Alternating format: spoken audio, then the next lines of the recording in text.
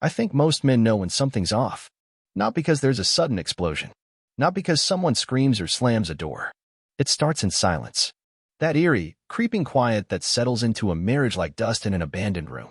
You notice it, but you don't move it. You just live in it until it buries everything. That's what it was like with Leslie. One night, we were brushing our teeth together, like we always used to. I don't know why I reached for her. It was instinct. I touched her back. Just a soft touch, something I'd done for over a decade of marriage. Nothing inappropriate. Nothing heavy. Just a connection. And she flinched. Not dramatically, but deliberately. She pulled away.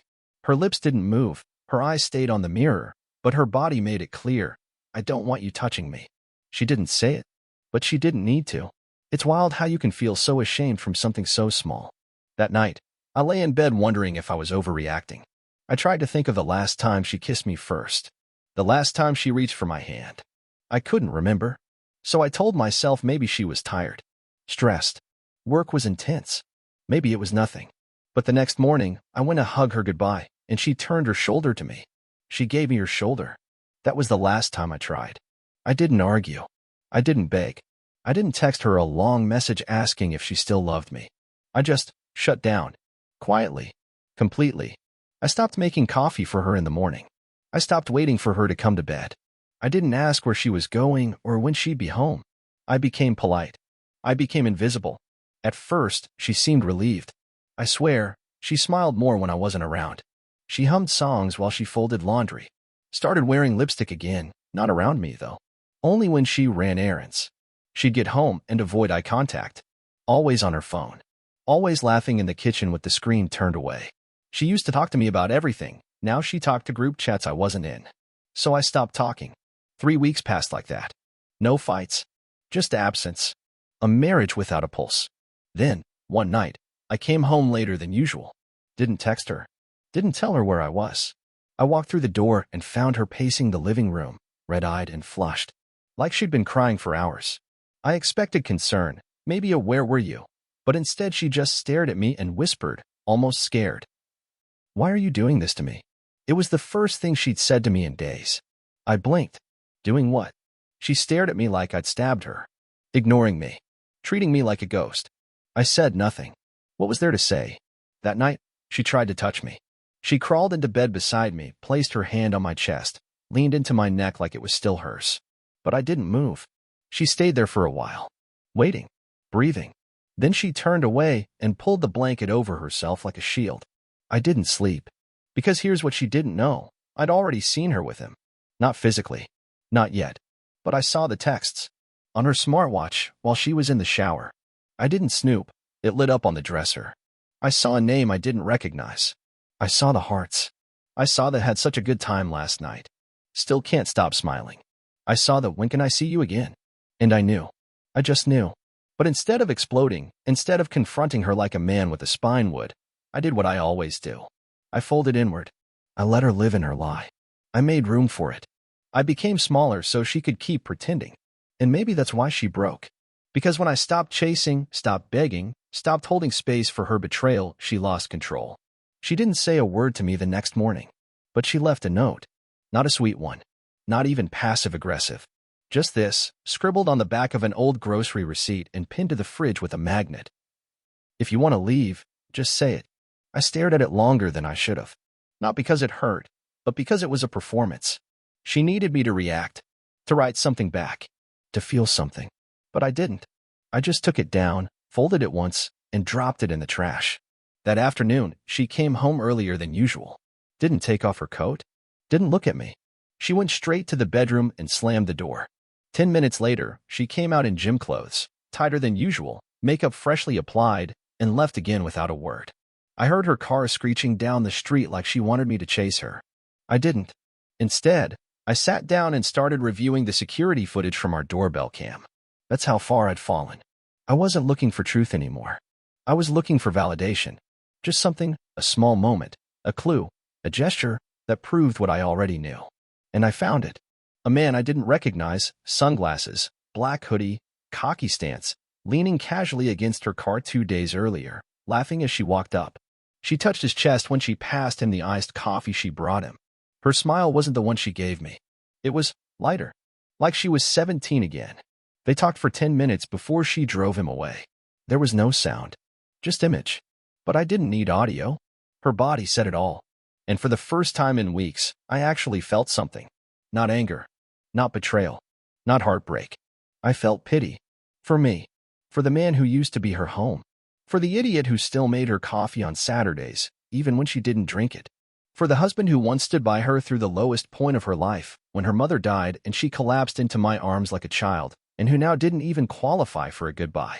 And yet somehow, I still wasn't confronting her. I kept swallowing my words like pills. I just kept ignoring her. And that, I think, is when she really started to unravel. I'd come home to find her crying in the laundry room, wiping her face and saying she got soap in her eye. I'd walk past her in the hallway and see her flinch like she wanted me to stop her, pull her close, say something, but I never did. One night, I heard her on the phone in the guest room, whispering. I didn't catch much. Just a few panicked phrases. I think he knows. No, he hasn't said anything, but it's like he's gone. I'm scared he's going to do something. That last part made me laugh quietly to myself. Because I already had. I was doing the one thing she never expected from me. I was disappearing. Not physically, not loudly, but in all the ways that mattered. And she couldn't handle it. Not because she missed me, but because I'd stopped being predictable. She didn't know how to manipulate silence. She didn't know how to charm a blank wall. The next morning, she made breakfast.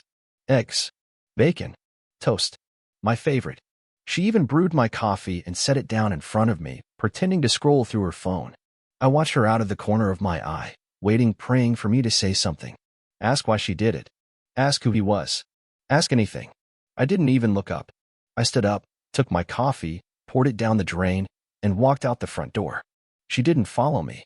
But I know she broke a plate after I left, because I found the pieces later in the trash, buried under a paper towel soaked in red wine. And she does the unthinkable. Not to hide her affair, but to try to pull me back. And trust me, you won't believe how far she goes. It started with her phone. Asterisk asterisk. Not mine. Hers. She left it face up on the kitchen counter while she showered. I don't think it was accidental. At that point, everything she did was laced with intention, like a magician misdirecting the audience with one hand while the other pulled the real trick. I ignored it at first, but then it vibrated. Once. Then again. And again. And again. Curiosity? No. Let's be honest, it was weakness. I picked it up and glanced at the notifications. Not messages. Calendar alerts. 4 of them. All recurring. All scheduled by her. The first said, by red wine. Act casual. The second, 8:45, sit in driveway and wait for him. The third, don't cry. He likes it when you're still. The fourth, just one line. If he doesn't speak by Friday, flip the switch. What switch? I scrolled deeper, but it locked. Face ID only. I set it back down like it had burned my hand. And that's when I realized I was no longer the only one watching. That night, she wore the dress. Not just any dress, that dress. The one she wore the night we got engaged. And she made it impossible to ignore. She floated down the stairs with her hair done, perfume clouding the air like a trap, and she smiled at me like nothing had ever gone wrong. I said nothing. She cooked dinner, lit candles, played our song, even laughed too loudly at one of her own jokes. Every movement screamed, notice me. But I just chewed my food, cleared my plate, and walked out onto the porch with a glass of water like we were strangers renting the same Airbnb. She didn't follow. She never followed anymore. Until midnight. I woke to smoke. Not much, just enough to jolt me out of bed. The smell was sharp. Wrong. I ran downstairs barefoot and found the kitchen full of haze. The toaster had been jammed with something, her scarf. It hadn't fully caught fire, but the edges were melted and black. She was sitting on the floor in the corner, arms wrapped around her knees like a child in timeout. Eyes wide. Not crying. Not even breathing hard. Just waiting. I unplugged the toaster and opened the windows, coughing. What happened? I asked, knowing she wanted me to. She blinked slowly and whispered, I was cold. That was it. No apology. No explanation. Just those 3 words like it was my job to decipher the code behind them. I didn't answer. I just walked upstairs and shut the door. The next morning, she was gone. No note this time. Just her phone on the table again. This time unlocked. The home screen had one app open, voice recorder. The most recent file was called My Confession. I played it. Her voice, shaky and fast, like she'd recorded it after too much wine or not enough sleep. I kissed him first. That's what you want to know, right? It wasn't just a thing. I started it. I liked how it made me feel. I liked forgetting you. You were always there, but you were safe, predictable. And I hated that. I wanted chaos. So I made it. But now he's gone and you're not here either. I don't know who I am around you anymore. I think I broke us. And the worst part is, I don't even know if I regret it. Because you're scarier like this. This silence, this watching, this void. I used to know how to hurt you.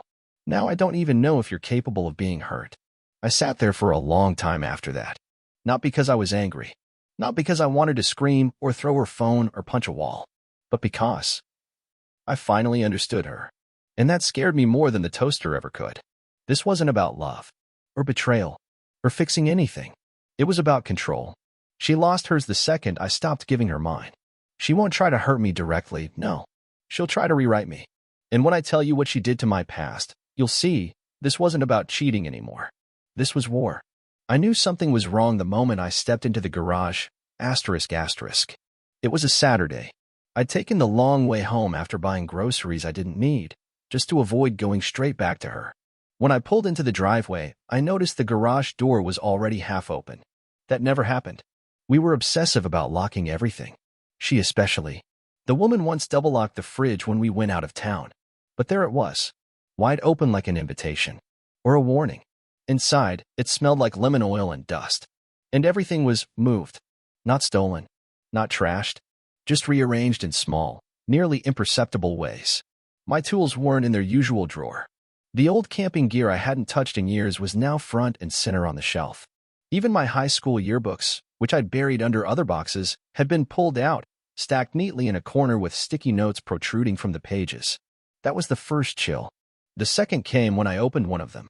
She had highlighted names, circled faces, scribbled little questions in the margins. Was this the girl you said kissed you at prom? Did you like her more than me? Why didn't you ever tell me about Brian? Brian was my best friend. He died in a car crash when we were 19. I only ever told her about him once, years ago. She hadn't asked a single question then. Now there was a note under his photo that simply said, "What else are you hiding?" That's when I realized what was happening. She wasn't just digging through my life. She was rewriting it. In the attic, I found boxes I hadn't seen in over a decade. Childhood drawings. Old letters. A mixtape my first girlfriend made me. All opened. Unboxed. Spread out across the floor like a gallery of sins. And on the center beam of the attic wall, written in Sharpie, "You were never honest with me. So now, I'll be the one who remembers you." It hit me harder than anything else she'd done. Because this wasn't jealousy. This wasn't about the man she cheated with. This was an erasure. A reprogramming. She wanted to reshape who I was, not by asking questions, but by taking ownership of my past. Twisting it. Deciding which memories I was allowed to keep. I walked downstairs in a daze and found her sitting on the couch, sipping tea, barefoot, hair up like nothing happened. She looked at me and smiled. Not apologetically. Not innocently. With intent. "You left the garage open," I said. She didn't blink. Did I? I didn't sit. I just stood there, watching her. "I saw what you did in the attic." Another sip. "You always said you wanted to be understood. I'm just understanding you." By invading every part of me? Her voice lowered. "You stopped talking to me, so I talked to your past instead."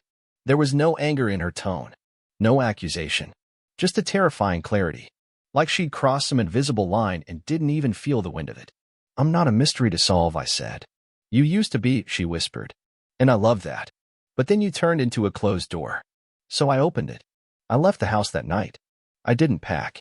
Didn't slam the door. I just walked. I spent the night in a motel again, but this time, it felt different. I wasn't running from pain. I was running from manipulation. There's a kind of betrayal that doesn't leave bruises or lipstick on collars. It makes you question whether your memories are even yours anymore. The next morning, I drove to my old college campus. Not for nostalgia. For proof. I went into the library archives and found an old yearbook. There I was. Senior year. My photo, my quote, my clubs. Brian's photo. Paige's photo. Everyone still real. Still in print. Still mine. I took a deep breath for the first time in days. But when I got back to my car, there was a note under the windshield wiper. A simple white envelope. No return address. Inside, a photo of me standing at the library desk, taken that day, and one line handwritten in black ink. Still think you're not being watched? You can't fight lies with truth anymore. You fight lies with evidence. Cold, unshakable, time-stamped proof. Asterisk asterisk. After the photo on my windshield, I didn't go home. I didn't call her. I didn't even tell anyone where I was. I knew that wouldn't help. People don't believe you when you say your wife is trying to erase your history. They tell you to talk to someone, to take a break. They don't understand how betrayal can mutate into something engineered. So I booked a room at a roadside motel 30 miles out. Paid cash. Left my car at a Walmart and took a rideshare. I didn't trust anything I couldn't see. And then I did the one thing I should have done a long time ago. I bought a camera. Not a small one. Not something hidden.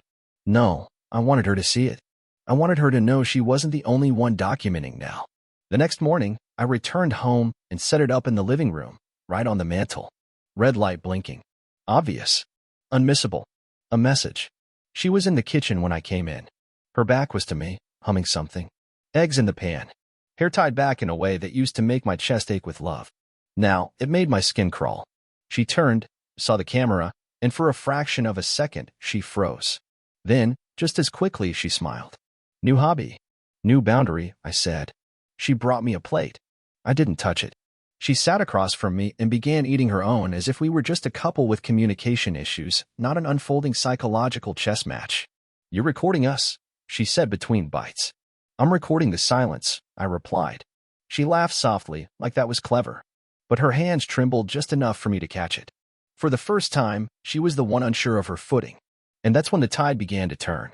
That night, she knocked on the guest room door. I didn't answer. She came in anyway. You're treating me like a stranger, she said. You treated me like a stranger first, I replied, not looking up from my notebook. You don't even care that I kissed him, she blurted. It was the first time she'd said it out loud. Her voice cracked on it. Like the silence between us had turned into glass and finally shattered. I do care, I said. But I care more about the man you've been since then. She sat on the bed, shoulders folding inward. I didn't sleep with him. I thought about it. I planned to. But I didn't. I backed out. I didn't ask for proof. I didn't nod. I just looked at her, straight into her eyes, and said, I believe you. She broke then. Not physically, emotionally. Like someone who had rehearsed a confession but didn't get the response they expected. She wanted me to cry, yell, fight, demand details. She wanted to see that she could still control how I felt. But I didn't give her that.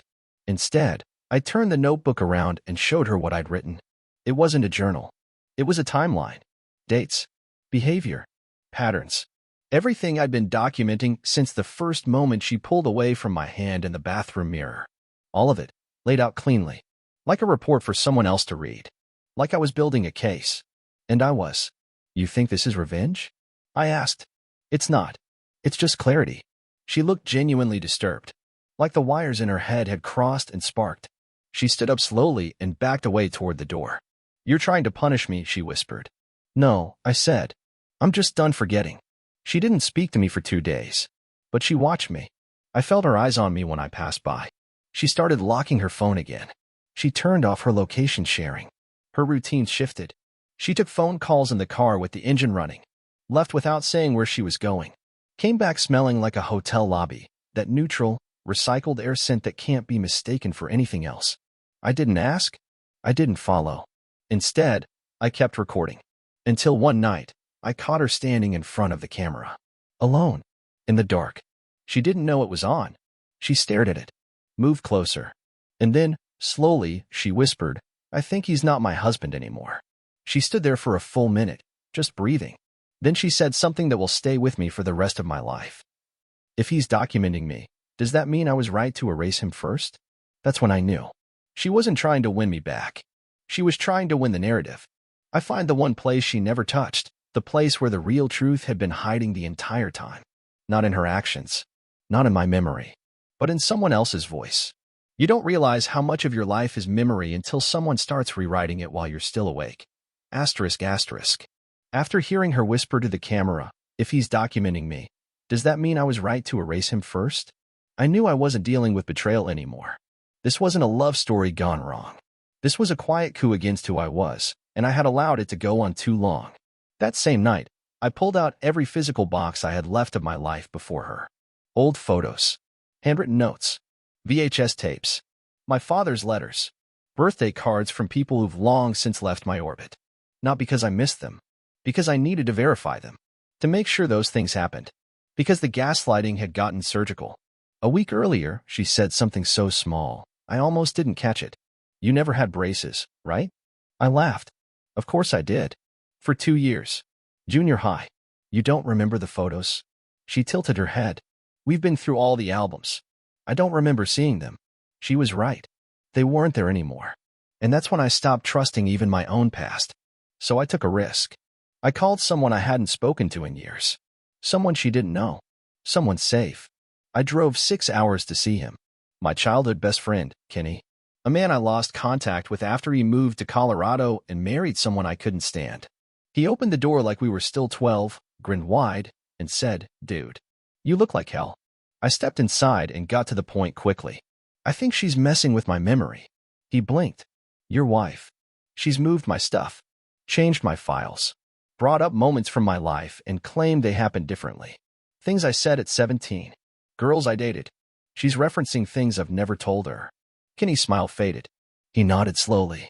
Then he reached into a drawer and pulled out an envelope. "You're not crazy," he said. "I wasn't sure if I should send you this." I opened it. Inside was a flash drive and a letter from my mother. Not the one she knew. The one I barely talk about. The one I lost touch with after a falling out over something so stupid, I can't even remember what it was anymore. The letter was dated 3 years ago. "If she ever starts to get in your head, Eli, remember this. She's not interested in your past. She's interested in your blind spots. The parts of yourself you've buried. That's where she sets up camp. That's where she builds the version of you she can control." I hadn't spoken to my mom in almost a decade. The letter was in her handwriting. On the flash drive, a voicemail recording. A backup Kenny had made of a message I apparently left him 6 years ago. And it hit like a freight train. It was me, drunk, rambling, raw, a version of myself I didn't recognize, but instantly remembered. And in that voicemail, I said something I'd forgotten for years. "She changes details, man. It's like she needs to be the only one who knows me. Like if I tell someone else a story from my life, and it doesn't match her version, she flips. I think she's keeping her own diary of me. And it's not accurate." My voice on the tape broke midway through. I said, "I think I'm disappearing in real time." I sat there on Kenny's couch, trembling, headphones in, listening to my younger self warn me of something I wasn't brave enough to stop. And it made everything click. The way she had slowly taken over the house, not just physically, but narratively. The way she'd started correcting my version of events, not once or twice, but constantly. Her denial of places we went. People I knew. My own preferences. It wasn't just gaslighting anymore. It was authoring. She had been writing a new version of me, slowly enough that I wouldn't notice, but deep enough that eventually, I'd just live in it. I looked at Kenny and asked the only question that mattered. "Do you still remember me the same way I remember myself?" He answered instantly. "Of course I do. But that's because I got out." She couldn't reach me. That line chilled me. She couldn't reach me. And then I realized, that's why she hated my past. That's why she despised my photo boxes and my old music and the people who used to love me. They represented a version of me she didn't create. And in her world, that meant they had to go. So I drove back, mind reeling, heart pounding. I didn't go into the house that night. I sat in the driveway, staring at the light in the upstairs window, knowing she was up there, likely rewriting me in some journal, retelling the story in a way where she was the wounded one and I was the villain. But I wasn't scared anymore. Because next, I opened the journal. And what I find inside, it's not just her rewriting me. It's someone else rewriting both of us. And that's when things take the sharpest, most unexpected turn of all. I didn't plan on going in. That was the truth. I sat in the car with my hand on the ignition, thinking I'd sleep there. Maybe just leave at sunrise. Maybe drive west until my name felt like someone else's problem. But then I saw it. The light in the hallway was on. Not the bedroom. Not the kitchen. Just the hallway, leading to the closet where I'd once stored all our old keepsakes. The same place she'd taken over 6 months ago. She called it her private archive. That should have been my first clue. I got out. Quietly. No key. I still had the old code for the back door, a code I set years ago that she didn't know I'd never changed. 12/27. My dad's birthday. She thought I'd updated it after she complained it was too sentimental. I stepped inside. The house smelled like lavender and bleach. There was a faint hum. Not music. Not the fridge. A kind of mechanical buzz, like a hard drive running too hot. Like something working when everything else was asleep. I followed the light. The closet door was half open. Inside, stacked neatly on a metal shelf, were dozens of black hardback journals. All the same brand. No labels. Just black spines. Identical. Indistinguishable. Except for one. One was still open. Face down. Like someone had dropped it in a hurry. Its pages were thick with writing, her handwriting, but tighter, denser, almost clinical. I lifted it carefully, heart already pounding, and flipped it over. It wasn't a diary. It was a script. Not just events. Dialogue. Movements. Interior cues. She had written out scenes of our relationship. Line by line. With timestamps. With side notes. Eli sits down. Doesn't notice me watching from the hallway. He rubs his left eye like he always does when he's confused. He doesn't ask where I've been. He's already decided not to trust me. I make pasta. Act normal. He doesn't know I saw the camera he set up. I pretend not to notice. I wear the necklace he complimented last spring. Wait for emotional reaction. He doesn't flinch. Excellent. Continue control cycle. Each page was like reading surveillance footage. But not just of what had happened. Also what she wanted to happen. There were future entries. Predictions. Written like they were already history. Eli leaves the house again. Drives to Kenny's. Records conversation. Returns with flash drive. Will not confront immediately. Will seek confirmation first. That broke me. Because she had written it days before I even made the call. There were too many possibilities. Was it a guess? A manipulation? Or something worse, something orchestrated? I flipped to the very last entry. It was dated 3 days into the future. Eli discovers this journal. He reads this line. He begins to doubt who really wrote it. He begins to wonder how I could have known. And that's when he'll look up. I froze. My eyes rose from the page on reflex. And there, on the top shelf of the closet, tucked behind an old pair of boots, was a small red light. A camera. She'd recorded me reading it. She'd anticipated my every move. And then I saw the footnote, scribbled in the bottom right corner in ink darker than the rest. You are not the only author in this house anymore. My throat closed. Not out of fear. Out of a terrifying clarity. She wasn't writing to record the past. She was writing to create the present. And maybe, she wasn't even the first to do it. I left the journal there. I walked upstairs and opened our safe, a place she never touched, because she always claimed to forget the combination. I pulled out my backup laptop, the one she didn't know I still had. Plugged in a second drive I'd hidden in the lining of a winter coat I hadn't worn in years. Inside it were recordings I'd made when we were happy. Long before all of this. Voice memos. Little videos. Moments she'd forgotten. And that's when I noticed something else. One of the files, one I hadn't touched in over 4 years, had been modified. The timestamp showed it had been opened 2 weeks ago. By her. She had gone through my digital memories too. And now I understood why. She didn't want to destroy me. She wanted to replace me with a version she could document, monitor, and rewrite in real time. And that left me with only one option. If she wanted to write me into a script, I'd finish it for her. I confront her, not with rage, not with tears, but with something she never saw coming. A version of me she didn't write. And that's when the story finally ends, but not how she planned it. In the end, I didn't confront her with evidence. I confronted her with silence. Asterisk asterisk. It wasn't dramatic. No hidden camera in my pocket. No monologue. No grand speech. Just a chair at the kitchen table, a cup of black coffee, and me waiting not for an apology, not for a confession, but for something even rarer. The moment she realized I was no longer participating in the story she'd been writing. When she walked in, she looked startled. Like she'd forgotten I was still there at all. I didn't look up. I didn't invite her to speak. I just kept writing in my notebook, not a log of what she'd done, but a list of what I'd forgotten I loved. About life. About myself. I was no longer keeping track of her. I was reclaiming me. Eventually, she sat down across from me. You read it? She asked softly. I nodded. Still didn't look up. There was a long silence. Then she said, I don't even know why I started doing it. I just needed control. Finally, I met her eyes. And for the first time in months, I didn't see the woman I married. I didn't see the woman who betrayed me, either. I just saw a person who had lost herself, and tried to remake me so she wouldn't have to face that. I know, I said, but you don't get to take me with you. Her breath hitched, and for a moment, I thought she'd ask me to stay, say something redemptive, but she didn't. Instead, she asked, so what now? I stood, took the notebook, left the journal on the table, her final draft of me, let her keep it, and said the only thing that mattered. You can keep writing stories, just not about me. That night, I didn't go to a hotel. I didn't drive away in anger. I went home, the home inside myself that I'd abandoned long before she ever touched it. I stayed with a friend for a while, reconnected with people she'd slowly moved out of my life. I took long walks without tracking my steps, started painting again, even though I'm terrible at it.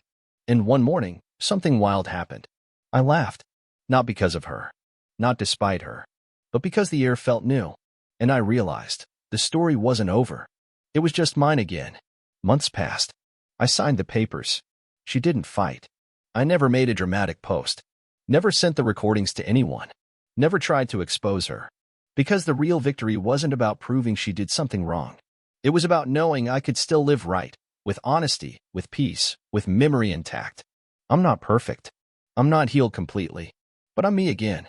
And after everything she tried to erase, that's more than enough.